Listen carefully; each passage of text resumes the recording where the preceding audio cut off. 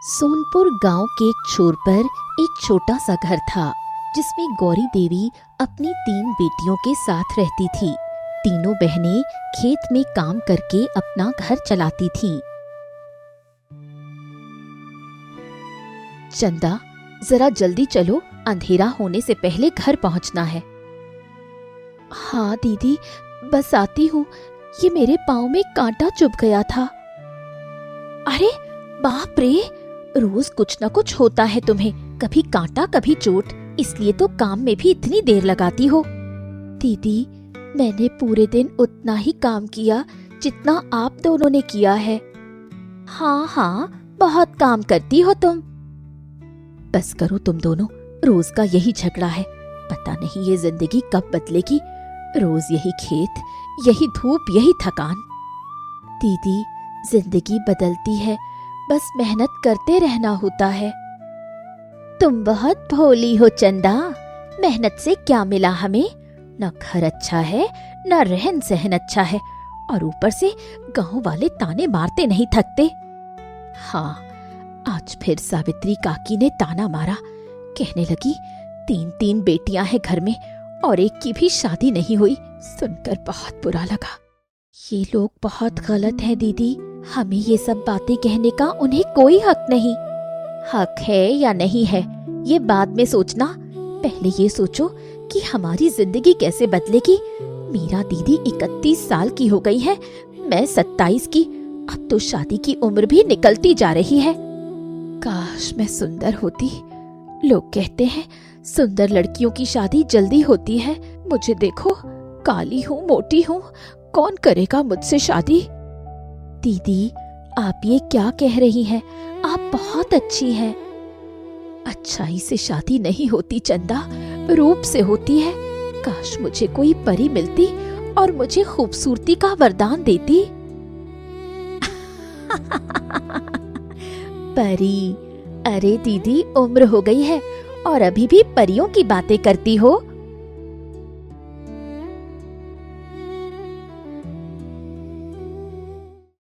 तीनों बहनें घर पहुंचती हैं। माँ गौरी देवी चूल्हे पर रोटियां बना रही होती है। आ गई मेरी बेटियां, जल्दी हाथ मुंह धो, खाना तैयार है।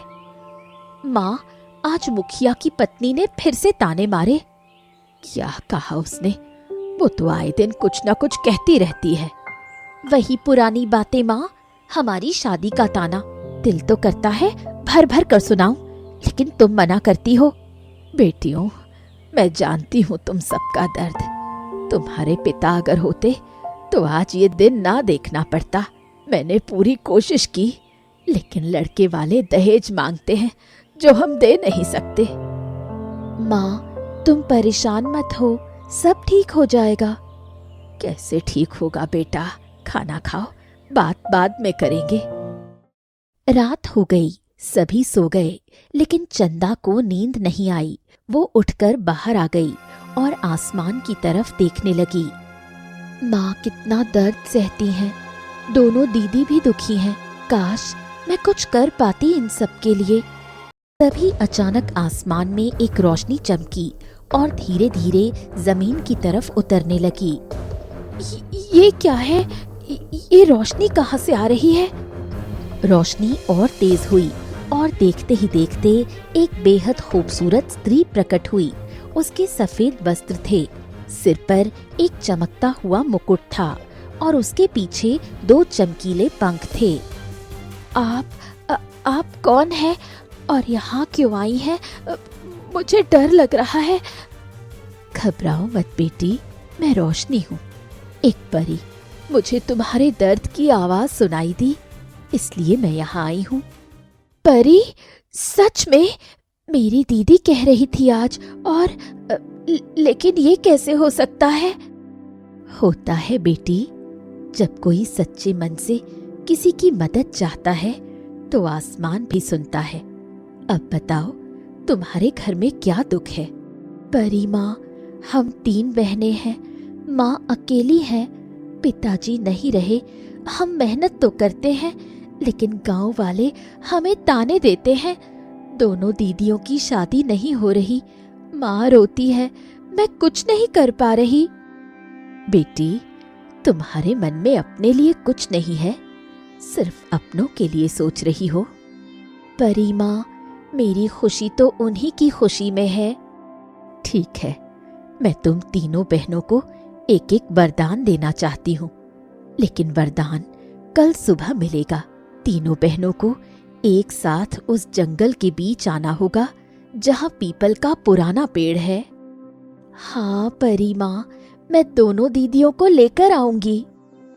लेकिन एक बात याद रखना चंदा, ये वरदान बहुत ताकतवर है।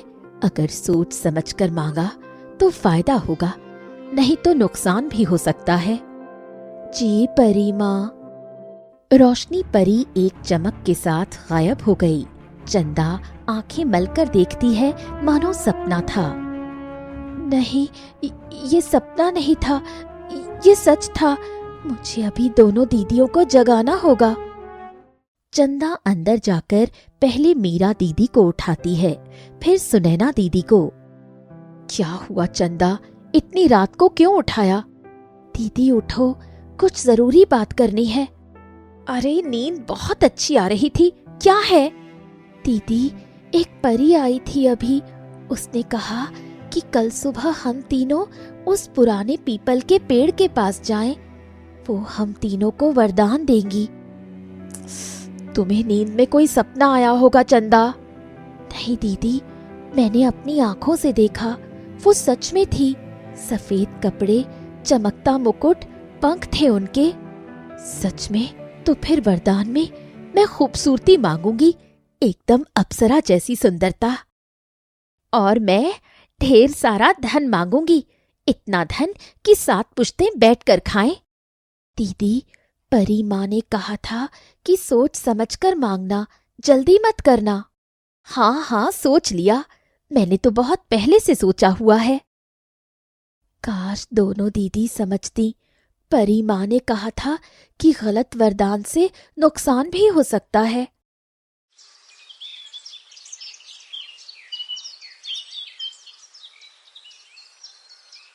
अगली सुबह तीनों बहनें जल्दी उठकर जंगल की तरफ निकल पड़ी। माँ से कहा कि पास के खेत पर जा रही हैं।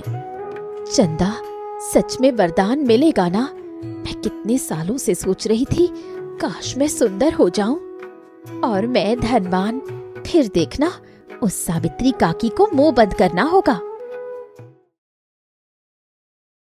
दीदी, ध्यान से सुनना परी माँ की बातें, जो कहें उसे गौर से सुनना। हाँ बाबा, बहुत समझाती हो तुम। तीनों पुराने पीपल के पास पहुंची।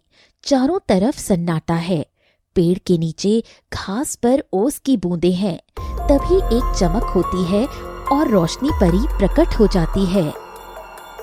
मैं तीनों को एक एक वरदान दूंगी, लेकिन मेरी एक शर्त है। क्या शर्त परी माँ? शर्त ये है कि जो भी मांगो उसके पीछे का कारण मुझे बताना होगा। सिर्फ मांगने से नहीं होगा, अपनी बात समझानी भी होगी। क्या मंजूर है? हाँ हाँ, मंजूर है। ठीक है, सबसे पहले बड़ी बहन मांगे। परी माँ, मैं वरदान में खूबसूरती मांगती हूँ। मुझे ऐसा रूप चाहिए कि लोग देखते रह जाएं। पूरे गांव में मेरे जैसा कोई सुंदर ना हो। क्यों चाहिए तुम्हें ये रूप मीरा? परी माँ, क्योंकि मेरी शादी नहीं हो रही है। लोग कहते हैं मैं सुंदर नहीं हूँ, इसलिए कोई लड़का नहीं आता। मैं 31 साल की हो गई हूँ। अगर सुंदर हो गई तो शादी हो जाएगी और माँ का दर्द कम होगा। ठीक है मीरा, तथास्तु। एक चमक हुई और मीरा का रूप बदल गया। वो अब बेहद खूबसूरत दिख रही थी। ओहो, ये तो सच में हो गया, मैं सुंदर हो गई। परी माँ, बहुत बहुत शुक्रिया। वाह दीदी, सच में बहुत सुंदर लग रही हो। अब मंजली बहन, मांगो, क्या चाहिए तुम्हें? मांगो। परी माँ, मैं धन मांगती हूँ, इतना धन कि हमारे घर में कभी कोई कमी ना हो। माँ को कभी किसी के सामने हाथ ना फैलाना पड़े। हम गरीब हैं, इसलिए गांव वाले हमें नीचा दिखाते हैं। धन के अलावा और कोई कारण? हाँ परी माँ, दोनों बहनों की शादी में भी धन चाहिए, दहेज देना होगा। ठीक है सुनैना, तथास्तु। एक और चमक हुई। सुनैना के हाथ में एक सोने का सिक्का आ गया। ये एक सिक्का? परी माँ, मैंने तो ढेर सारा धन मांगा था।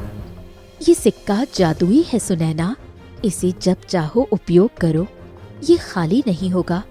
जितना चाहो उतना धन मिलेगा। सच में ये तो बहुत अच्छा है। अब तुम्हारी बारी चंदा, मांगो, क्या चाहिए तुम्हें? चंदा धीरे धीरे आगे आई। उसके चेहरे पर सोच के भाव हैं। बताओ चंदा, तुम क्या मांगोगी? परी माँ, मैं सोच रही थी रात से। क्या सोच रही थी? परी माँ, मैं अपने लिए कुछ नहीं मांगूंगी। मैं ये वरदान अपनी माँ के नाम करती हूँ। उनका स्वास्थ्य अच्छा रहे, वो लंबी उम्र तक जिए और उनके जीवन में कोई दुख ना आए। और अपने लिए कुछ नहीं। परी माँ, अगर आप जोर दें तो मैं बुद्धि मांगूंगी, इतनी समझ कि जो भी मुसीबत आए उसका हल निकाल सकूं। क्योंकि रूप और धन तो आते जाते हैं, लेकिन अक्ल हमेशा काम आती है। रोशनी परी कुछ देर चंदा को देखती रही। उसकी आंखों में एक अलग चमक आ गई। तथास्तु चंदा, तुम्हारी माँ को दीर्घायु और स्वास्थ्य का आशीर्वाद, और तुम्हें वो बुद्धि जो जरूरत के वक्त काम आए। शुक्रिया परी माँ। एक बात और सुनो तुम तीनों, ये वरदान तुम्हारे पास है, लेकिन इसका उपयोग कैसे करती हो ये तुम पर निर्भर है। अगर लालच और घमंड आया तो ये वरदान श्राप बन सकता है, याद रखना। जी परी माँ, हम सभी बहनें उसका ध्यान रखेंगे। रोशनी परी गायब हो गई। तीनों बहनें खुशी खुशी घर की तरफ लौट गईं। कुछ ही दिनों में गांव में बदलाव दिखने लगा। मीरा की सुंदरता की चर्चा हर तरफ होने लगी। सुनैना के पास धन आने लगा। घर का हाल बदला, लेकिन धीरे धीरे कुछ और भी बदला जो अच्छा नहीं था। वाह, सच में मैं कितनी सुंदर हो गई हूँ। अब देखना, गांव का सबसे अच्छा लड़का मुझसे शादी करेगा। कोई रानी से कम नहीं लगती मैं। मेरा बेटा, खाना खा लो। माँ, जरा देखो मुझे, अब भी कोई मुझे ताना मारे तो बताओ। हाँ बेटा, बहुत सुंदर लग रही हो, लेकिन अब घमंड मत करना। घमंड नहीं माँ, बस अपना हक मांग रही हूँ। वहीं दूसरी तरफ सुनैना पैसे गिन रही होती है। परी माँ ने सही कहा था, ये सिक्का वाकई जादुई है। जितना निकालो उतना मिलता है। अब मुझे क्या चाहिए? तभी सुनैना के मन में एक और ख्याल आया। अब ये सिक्का सिर्फ मेरा है, दोनों बहनों को इसकी क्या जरूरत? अगर मैं अकेले इस्तेमाल करूं तो ज्यादा धन मेरा होगा।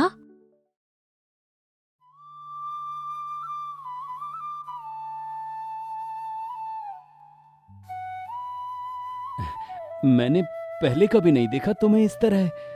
तुम तो बहुत बहुत अच्छी लगती हो। देखा, अब सब देखेंगे। लेकिन गांव में एक और बात भी हो रही थी। कालिंदी नाम की एक बूढ़ी औरत जंगल में रहती थी। वो हमेशा किसी न किसी दुख का फायदा उठाती थी। उसे पता चला कि गांव की 3 बहनों को परी का वरदान मिला है। तो परी रोशनी ने 3 लड़कियों को वरदान दिया है। एक को रूप, एक को धन, एक को बुद्धि। अगर मुझे वो जादुई सिक्का मिल जाए और उस परी की शक्ति मिल जाए तो मैं पूरे गांव पर राज करूंगी। मुझे कुछ करना होगा। कालिंदी एक योजना बनाती है। वो जानती थी कि रूप और धन का घमंड इंसान को अंधा बना देता है।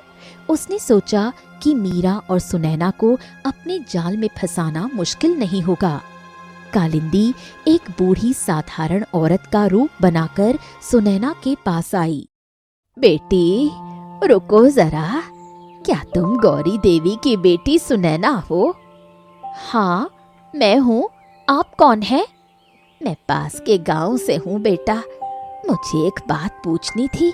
लोग कह रहे हैं कि तुम्हारे पास एक जादुई सिक्का है, सच है? किसने कहा? और आपको इससे क्या लेना देना? सुनो बेटा, मैं तुम्हारी भलाई चाहती हूँ। जादुई परी का वरदान मिलता है, लेकिन उसकी एक कमजोरी होती है। अगर तुम वो सिक्का किसी को दिखा दो तो उसकी जादुई शक्ति खत्म हो जाती है। क्या?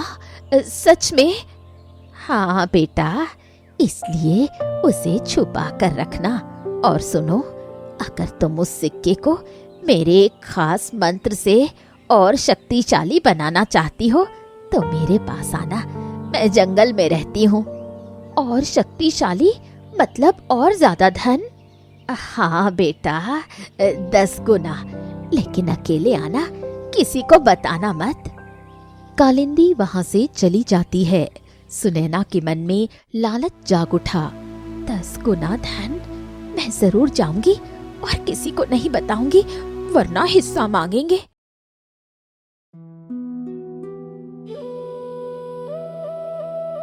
बेटी, तुम मीरा हो ना? सच में बहुत सुंदर हो। मुझे पता चला कि परी ने तुम्हें रूप का वरदान दिया है। बहुत अच्छा किया। लेकिन क्या? बेटा, परी का दिया रूप बहुत टिकाऊ नहीं होता। कुछ दिनों बाद धीरे धीरे ये असर कम होने लगता है। लेकिन मेरे पास एक ऐसा लेप है जो इस रूप को हमेशा के लिए स्थायी कर देगा। तुम मेरे पास आना जंगल में। क्या रूप कम हो जाएगा? हाँ बेटा, इसलिए जल्दी आना, अकेली आना। कालिंदी वहां से जाती है। मीरा बहुत घबरा जाती है। ये नहीं हो सकता, ये नहीं हो सकता। मुझे जरूर जाना होगा, लेकिन किसी को नहीं बताऊंगी।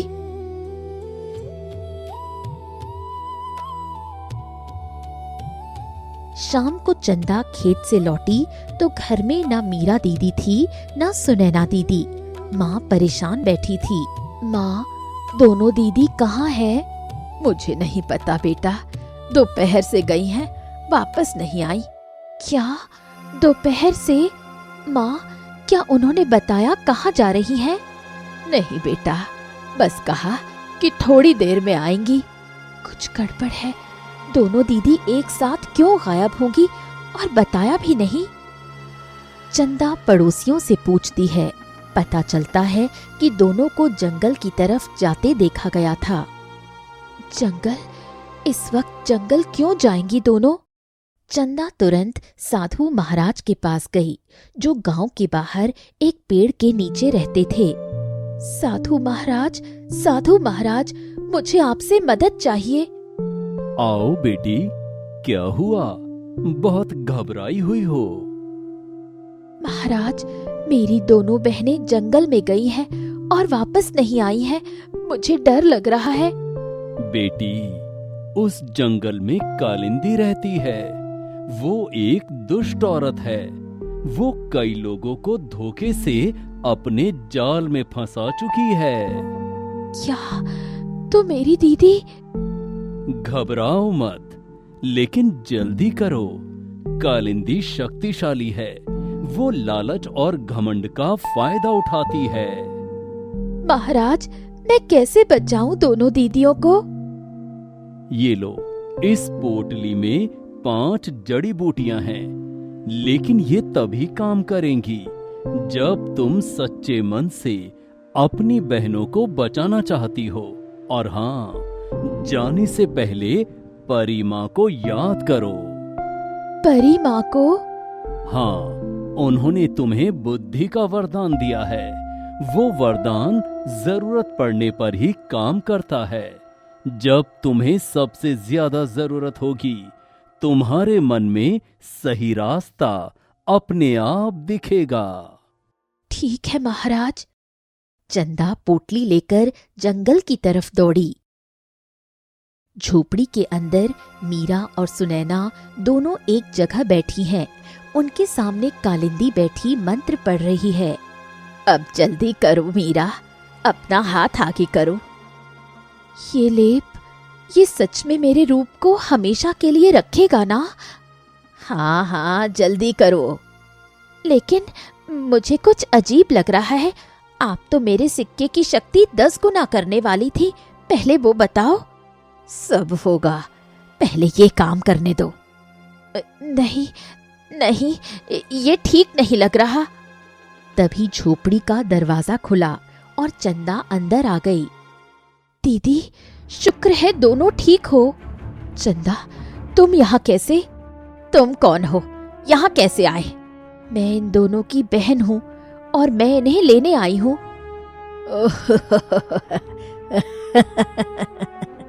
छोटी सी बच्ची मुझसे लड़ने आई है। तुझे पता है मैं कौन हूँ? पता है, आप कालिंदी हैं, जंगल की डायन, जो लोगों के लालच का फायदा उठाती है।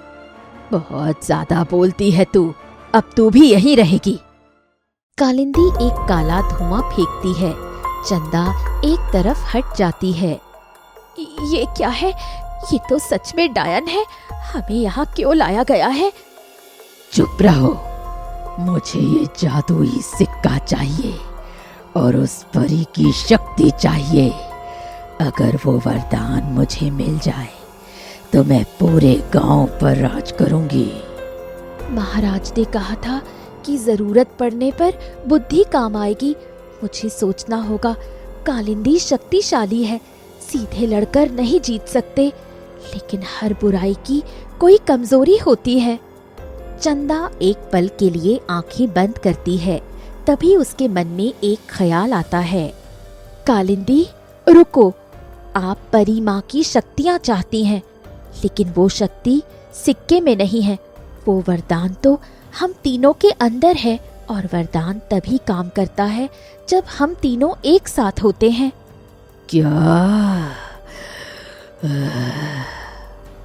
हाँ, अगर आप सच में वो शक्ति चाहती हैं तो मुझे एक काम करने दीजिए।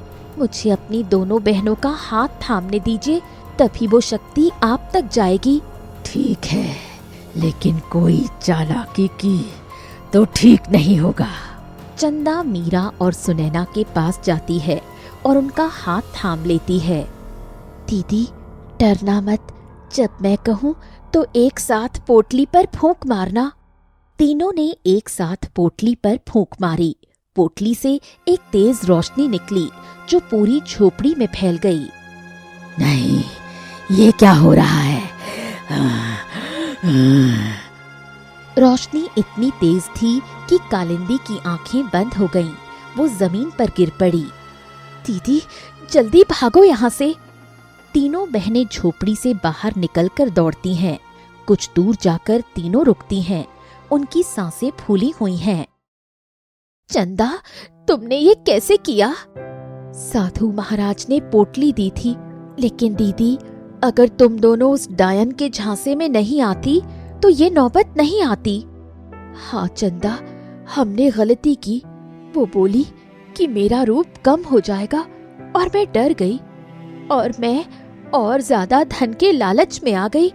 चंदा, मैं बताना चाहती थी एक बात। क्या दीदी? आप बताइए ना। वो जादुई सिक्का, मैंने सोचा था कि तुम दोनों को नहीं बताऊंगी और अकेले इस्तेमाल करूंगी। ये मेरी गलती थी, माफ करना। और मैं भी रूप मिलने के बाद बहुत घमंडी हो गई थी। माँ ने कहा था ना कि लालच और घमंड से वरदान श्राप बन जाता है। सच कहा था। दीदी, अब तो समझ गई ना, वरदान मिला था एकजुटता के लिए, अलगाव के लिए नहीं। तभी एक परिचित चमक हुई। रोशनी परी प्रकट हुई। शाबाश चंदा, तुमने अपनी बहनों को बचा लिया। परी माँ, हमने बहुत गलती की। हाँ परी माँ, हमें माफ करो। गलती तो हुई, लेकिन अब तुम समझ गई हो, यही जरूरी है। परी माँ, क्या मेरा रूप सच में कम हो जाएगा जैसा उस डायन ने कहा था? नहीं मीरा, वो झूठ था। लेकिन एक बात सुनो, तुम्हारा रूप बाहर से सुंदर है, लेकिन इसे और सुंदर बनाने के लिए भीतर से भी अच्छा बनाना होगा। घमंड रूप को बदसूरत बना देता है। हाँ परी माँ समझ गई। और सुनैना, धन बहुत जरूरी है, लेकिन रिश्तों से ज्यादा नहीं। अगर पैसों के लिए अपनों को भूल गई तो वो धन किस काम का। मैं सच में बहुत छोटे मन की निकली। आज तुम तीनों की असली परीक्षा थी। रूप, धन और बुद्धि तीनों अलग अलग हैं, लेकिन जब तीनों मिलकर काम करें तब सबसे बड़ी ताकत बनती है। परी माँ, एक बात पूछूं, कालिंदी को क्या हुआ? वो मर तो नहीं गई? नहीं चंदा, वो बेहोश हुई है, लेकिन जब होश आएगा तो उसे खुद अपनी गलती का एहसास होगा। जड़ी बूटी की रोशनी में एक शक्ति थी जो बुरे इंसान को उसके कर्मों का आईना दिखाती है। परी माँ, हम घर जा सकते हैं? हाँ जाओ, और घर जाकर अपनी माँ से कुछ मत छुपाना। जो हुआ वो सब बताना। तीनों बहनें घर पहुंचती हैं। माँ दरवाजे पर खड़ी उनका इंतजार कर रही होती हैं। बेटियों, कहाँ चली गई थी इतनी देर? मुझे कितनी चिंता हो रही थी। माँ, माफ करना, हमने बहुत गलत किया। क्या हुआ? क्यों रो रही हो? तीनों ने माँ को सब कुछ बताया। परी का वरदान, कालिंदी का जाल, चंदा का बचाना, सब कुछ। हे भगवान, मेरी बच्चियों। बेटा, तूने अपनी बहनों को बचाया। बेटियों, रूप और पैसा सब बेकार है अगर अपनों को भूल जाओ। आज तुम्हारी छोटी बहन नहीं होती तो। माँ, अब समझ गए। सच में माँ, हमने सोचा भी नहीं था कि लालच हमें इतनी जल्दी अंधा कर देगा। आज से कोई भी बात एक दूसरे से मत छुपाओ, समझी? अगले कुछ दिनों में गांव में बदलाव आया। सुनैना ने जादुई सिक्के का उपयोग सिर्फ खुद के लिए नहीं बल्कि पूरे परिवार के लिए किया। उन्होंने माँ के लिए अच्छा घर बनवाया। देखो जरा गौरी देवी की बेटियों को, अरे कल तक ताने खाती थी और आज देखो उनका घर कितना अच्छा हो गया। सावित्री, अब बंद करो ये ताने। उन बेटियों ने मेहनत और एकजुटता से ये मुकाम पाया है। हाँ सच में।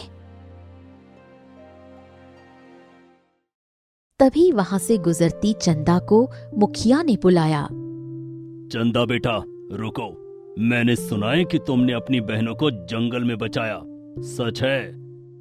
ये बात सही है। बेटा, मैं माफी मांगना चाहता हूँ। हमने तुम तीनों बहनों को हमेशा बोझ समझा। ये हमारी गलती थी।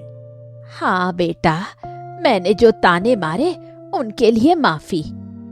काकी, माफी की जरूरत नहीं, लेकिन एक बात कहूँ काकी, बेटियां कभी बोझ नहीं होती। वो तो घर की नींव होती हैं। बस उन्हें मौका दो, वो पहाड़ भी हिला सकती हैं। सही कहा बेटा, बिल्कुल सही कहा।